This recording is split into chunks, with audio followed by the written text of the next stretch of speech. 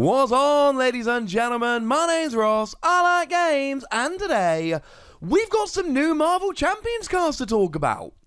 I know it was only yesterday that I went and showed you the Rise of the Red Skull box.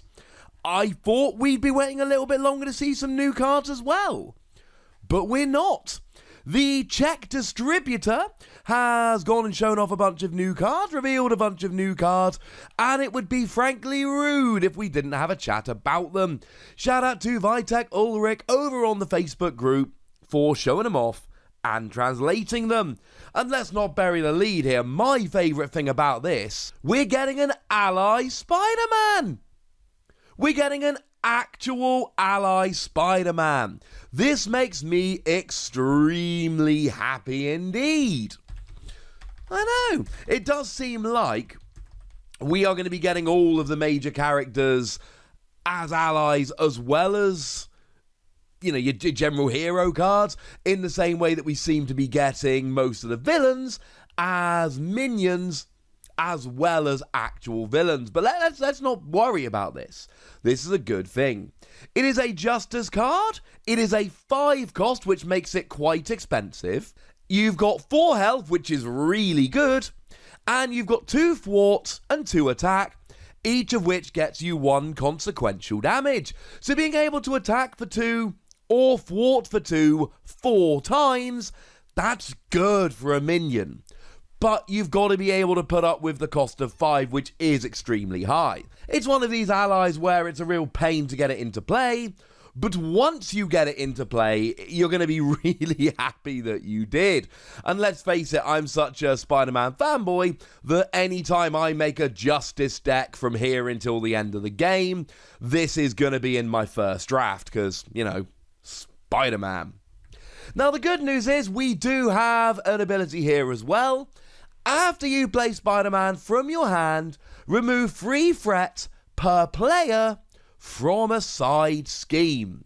Now, obviously, this is only going to be good if there is a side scheme out, but this is going to be one of those ones where you really want to try and make sure that you play it down at the right time. It's going to be the kind of ally that you stash in your hand and wait for the perfect opportunity. So if you take somebody like Claw, for instance, when Claw 2 comes out, you search your encounter deck and discard pile for the Immortal Claw, and then when the Immortal Claw actually comes out, when it hits the field, when you take a good old look at it, it gives Claw an extra 10 hit points, and it gives an acceleration token, but it's only got 3 threat per person. So if you can save this when you take down Claw 1, Claw 2 comes out, down comes Spider-Man and gets rid of the Immortal Claw straight away, while also being able to use it 5 times for 2 thwart or 2 attack. That's pretty good. Speaking of which, we've got another... Well, let's go for some villains. Let's go villains first. We've got our look at Red Skull 1. Remember, Red Skull was one of the villains we didn't get a look at yesterday that we knew was coming. Red Skull has got 2 scheme and 0 attack, which sounds really bad, but you've got +1 attack for each side scheme in play. I believe, and we can't say for certain until we've seen more cards from the pack, but I believe that this tells us quite strongly that Red Skull is going to be a villain that relies on side schemes. I think it is very fair to assume that it's going to have side schemes coming out of the wazoo. Because, I mean, firstly, that fits with Red Skull, right? Having a villain, Red Skull, that brings in loads of side schemes, because Red Skull isn't some giant monster attacker. Red Skull doesn't pound Captain America into the ground with his fists. Red Skull comes along and schemes. So this kind of makes sense to me. If you can get rid of all the side schemes, brilliant. Red Skull's a terrible attacker. But remember that side schemes can be a pain in the, let's say, neck to actually get rid of. And if your villain, if your Red Skull, if the encounter deck can keep building up these side schemes, this could get out of control very quickly and make him a phenomenal attacker. So what I really want to know here is how good this is going to be in terms of the deck as a whole of building in these side schemes. Of course, who's really good at getting rid of side schemes? Spider-Man. Does whatever a spider can and takes away side schemes. Now, the other villain that we really wanted to see but didn't yesterday was Taskmaster.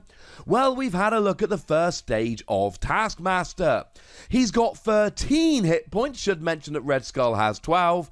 Neither of them are particularly large, but I suppose they're not garbage.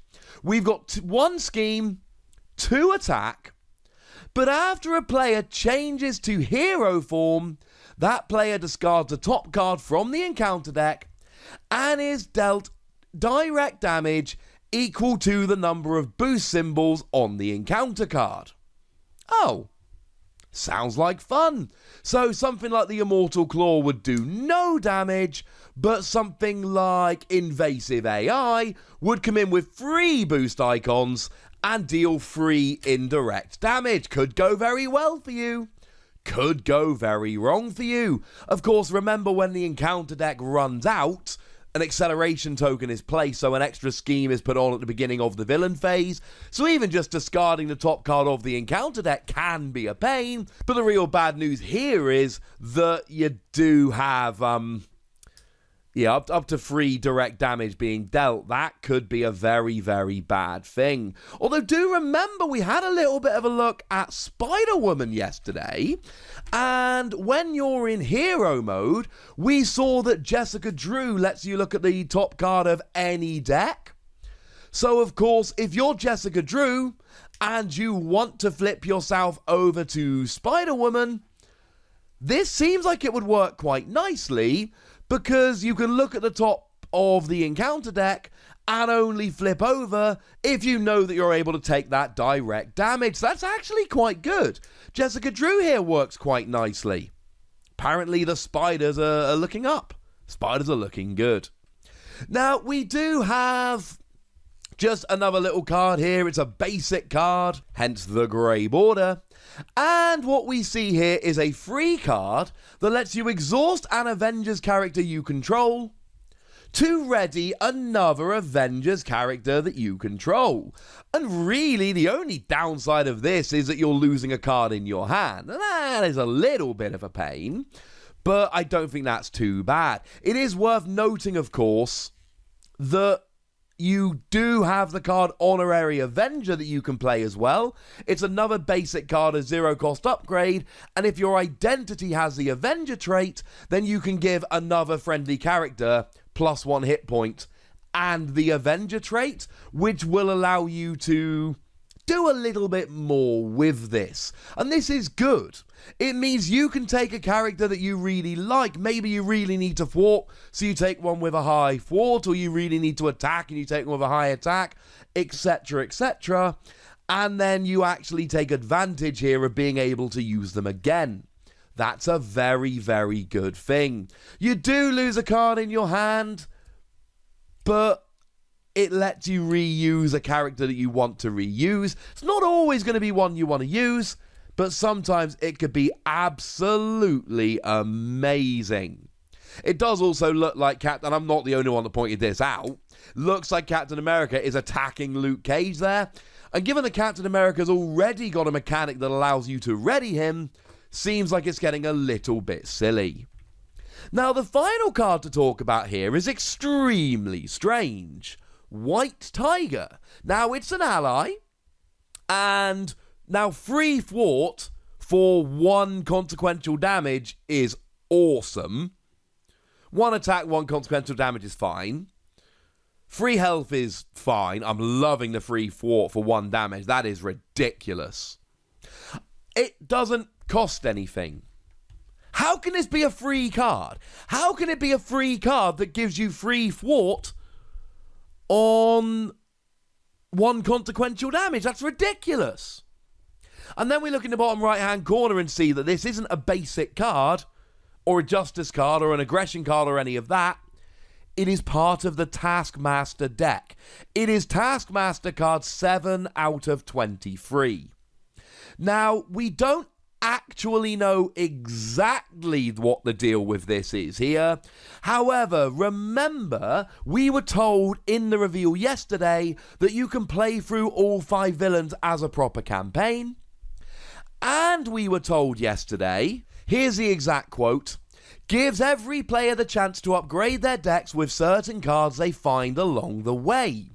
And this looks like what we're looking at here. This looks like an ally which you can essentially gain, presumably by taking down the Taskmaster. I mean, we know if we're taking all 5 of them out in order, we know Red Skull's going to be the last. It's his name on the box. So presumably, when you take down Taskmaster, you get to put this in one of the players' decks. That seems fairly sensible to me. And then it turns into a nuts card. Now, I haven't even told you what the skill does yet.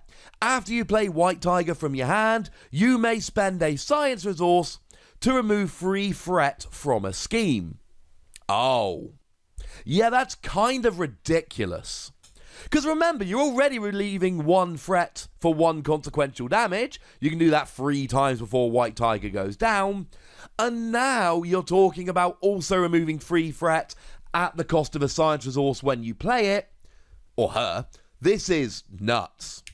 But it should be nuts if it is an ally that you only get when you're playing through the campaign and take down Taskmaster. It kind of makes sense that it would be a ridiculously good card, and let's be nice and clear about this. It is a ridiculously good card. So there we go, ladies and gentlemen. Those are the 5 new cards. I am hyped. These look good. I love that we finally got a look. I say finally, we only found out about them yesterday. But I love that we've already, is that a better word? We've already got a look at one of these cards you get as a bonus for going through the campaign. And we're getting Spider-Man as an ally. And that alone would make me super hyped. So there we go, ladies and gentlemen.